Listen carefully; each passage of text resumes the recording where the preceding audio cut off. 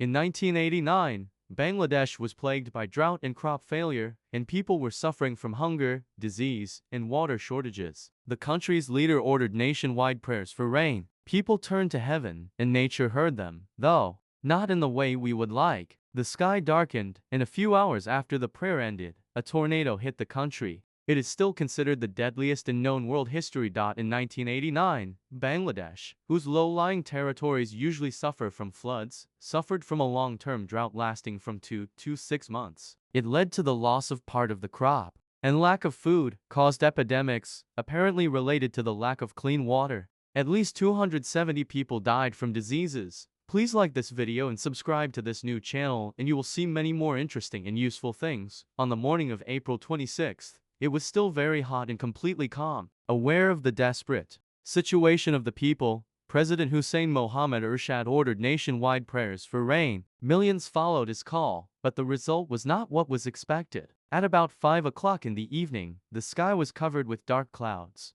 and at 6:30 there was a tornado. Scientists have noted the features of tornadoes in this region. Heavy objects, people or animals were thrown over long distances. Flying debris, such as iron, hit people and caused lacerations, decapitation, or loss of limbs. And the tornadoes themselves were short-lived. That's exactly what happened this time. The Maniganj district in the central part of the country became the center of the attack. Having formed on its territory, the tornado moved east, then northeast, from the city of Daulatpur to the districts of Saturia and Maniganj Sadar, which were most affected by the drought, then north, after which it dissipated. Due to its geography, this cataclysm was called the Daulatpur-Saturia tornado. Initially, the wind speed was 100 miles per hour, and at its peak it reached 200 mph. I saw black clouds gathering in the sky, said 30-year-old Sita Begum. After a few moments, we discovered that we were flying with the house. She, her husband and 4 children were injured. Some survivors said that the funnel-shaped cloud swirled for 10 minutes and destroyed everything, including buildings, while others said it lasted 6 minutes and the wind column moved on. Bangladesh is a country in South Asia that regularly gets into the news in connection with one disaster or another. It was hit by the bloodiest tropical cyclone in history in 1970, and tornadoes are generally regular. 5 large tornadoes, including the record-breaking one in 1989, claimed the lives of 3,400 people, and in general, Bangladesh is considered the 3rd country in the world in terms of the frequency of tornadoes, right after the United States and Canada. They happen here 2 or 3 times a year.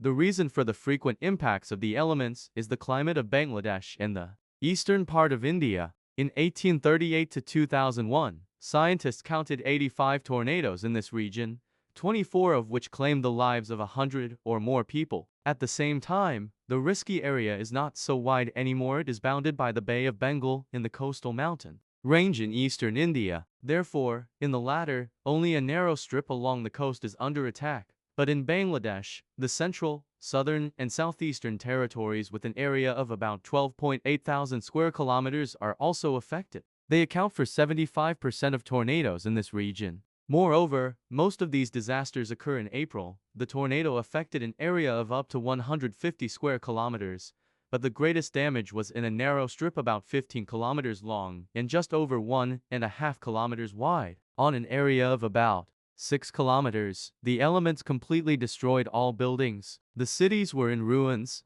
Saturn, with a population of 10,000 people, resembled a bombed-out area with houses torn out of the ground and bent electric poles. It was destroyed within a minute. In addition, thousands of trees were uprooted and blown away, except for my house. Everything was simply wiped off the face of the earth, said Abdul Ghaffar, the headman of Urgus, who lost 4 relatives. We dug up their bodies with shovels and put them in a big hole. Most of the bodies were unrecognizable, according to the man. The buildings of the mosque, the school, and the bungalow built by the British also survived. That is, we were talking about more or less sturdy buildings with foundations. The destruction was so significant that there were almost no signs of infrastructure left in the disaster area. The death toll is estimated at about 1,300 people, 200 of whom were on board the ferry, which capsized during a storm caused by a tornado. Another 12,000 were injured.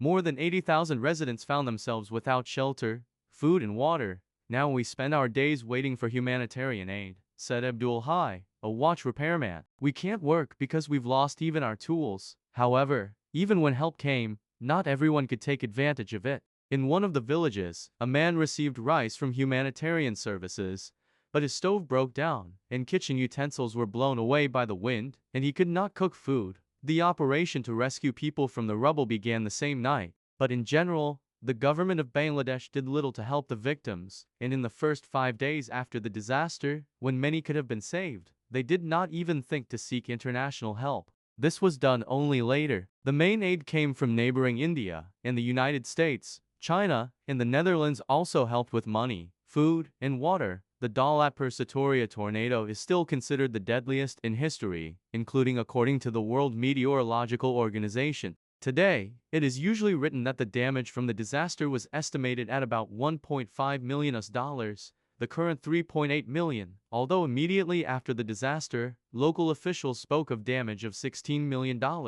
Anyway, given the scale of the destruction, these are very small amounts. But at that time it was a huge loss for an impoverished country. If a similar event had occurred in a more developed country, the amount of material losses would have been orders of magnitude higher.